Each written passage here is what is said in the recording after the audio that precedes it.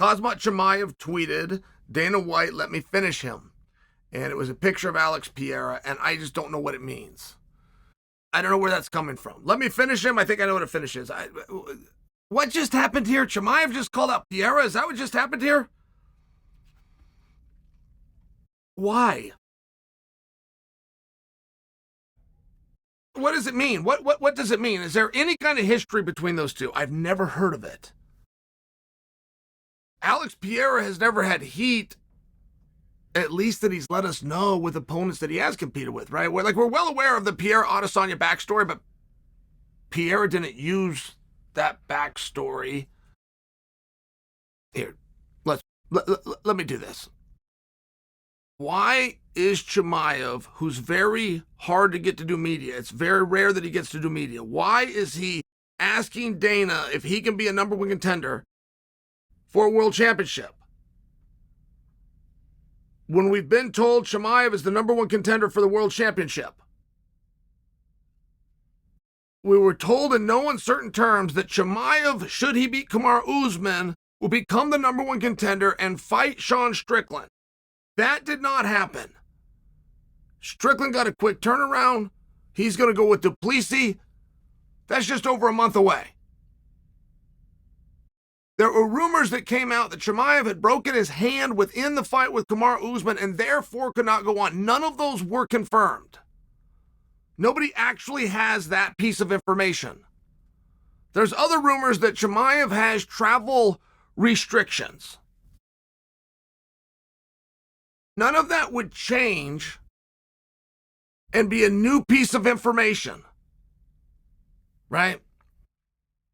And it was said that he would be fighting for a number one contender for the world championship, that he's now earned number one contendership. He will fight for the world championship. That was never addressed. And Chimaev came out through Twitter and said that he would like to finish Alex Pereira. Now, if that is a personal beef, I'm all for it. If that's a competitive standpoint, I'd like to be told. If you're a number one contender and you're one fight away from having your dreams come true, you'd be wrong to believe that you have your choice of weight classes. But if that is what you believe, and you have now identified that you think Pereira is an easier fight than Strickland, I would listen, and I'm all for it. I would still like some closure, and I would like paid put to the idea that you're a number one contender who's going to fight Strickland. Like, I know that there's a belief within our industry, and believe me, I hear it from you guys in the comment section how he broke his hand. You may well be right. I will concede to you that something happened, which would lend to the idea of the rumor that you heard of the broken hand is in fact right. I'm just sharing with you on the top of that, I've never had this confirmed. Jamal Hill rolled his ankle playing a basketball game. That's a lot of details for me to have, considering I wasn't there, but I know him. Jon Jones tore a pectoral muscle and had surgery within 1 week of that happening, is now on the mend. That's a lot of details to have. I wasn't there, but I know him. Shall I go back to Yuri Prohaska's injury? I mean, how far do you want to go? And I don't know any on Chimaev other than you guys continually saying, because you heard somewhere, that he broke his hand against Kamaru Usman. Well, apparently that's not slowing him down from fighting Pereira. I'm only proposing and suggesting. I don't understand what this call out was about. I don't know if it was just about media and getting press. I don't know that Chimaev didn't have his eyes locked fully on Pereira and or Adesanya as soon as he started coming into the middleweight division. So now all of a sudden he works his way to the top and these two guys are gone. He doesn't have the same allure. It's not the same luster. I was the one that was going to bring down these big starey goats. I'm the one that should have been the head of these cards. I'm the one that should have been your top draw. Like, I would understand that from a motivational standpoint. Is that what this is? Between Izzy and Pereira, the two guys that were at top of the division, as Chimaev is flirting with the idea, claiming that he can beat anybody, Izzy appears to be off the shelf for now, and Pereira appears to be out of the weight class. Therefore, Chimaev is going to chase him to that weight class. I love the story. I'm for it. I'm completely in. I wasn't told any of those things. Am I even right? Did that even happen? Is Chimaev letting us know I am no longer a middleweight? No, I don't think so. Like, it's a weird enough thing. I'm pretty sure he's a middleweight. And okay, but he kind of is letting us know because he's calling for a different division. Should I ignore the fact that he's calling for that weight class? Does that have nothing to do with the story? Okay, fair enough. He's got heat with Strickland that was promised to not only him, but to us. Does he not feel that way?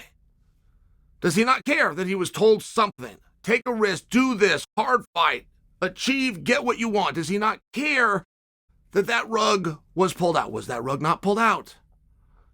Do I have yet another piece wrong?